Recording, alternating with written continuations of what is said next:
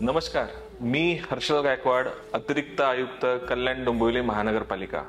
सर्वप्रथम मी सगळ्यांना येणाऱ्या गणेशोत्सवाबद्दल हार्दिक शुभेच्छा देतो।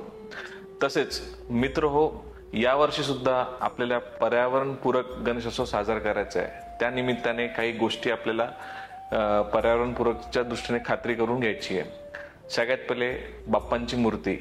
आपल्या बाप्पांची मूर्ती ही पर्यावरणपूरक शाडूच्या मातीचीच असली पाहिजे। पीओपीची मूर्ती खरेदी करण्यात येऊ नये असं मी आवाहन करतो। तसेच बाप्पांसाठी लागणाऱ्या ज्या डेकोरेशन आहे, मखर आहे, आरास आहे, सजावट असेल, ती प्लॅस्टिकची किंवा थर्मोकॉलची नसेल याची खात्री आपण करावी। तसेच ध्वनी प्रदूषण जो आहे तो आपल्या लिमिटमध्ये असला पाहिजे।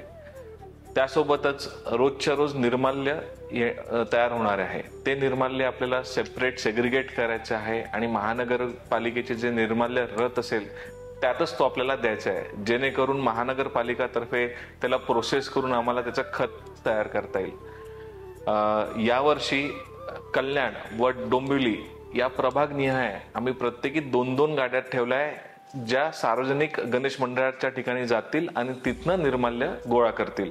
तर सर्व सार्वजनिक गणेश मंडळांना मी आवाहन करू इच्छितो की त्यांनी गोळा केलेले निर्माल्य या डेडिकेटेड गाडीतच द्यावे। तसेच विसर्जनाकरिता महानगरपालिकेतर्फे कृत्रिम तलावाचं पण आपण नियोजन केलेलं आहे। या कृत्रिम तलावामध्ये जेव्हा विसर्जन करू तर त्यातनं येणारी जी माती राहील ते रिसायकलिंगसाठी आम्ही परत मूर्तिकारांना देणार आहे, जेणेकरून आपला पूर्ण इकोसिस्टम व्यवस्थित राहील आणि पर्यावरणपूरक आपला गणेशोत्सव साजरा होणार आहे।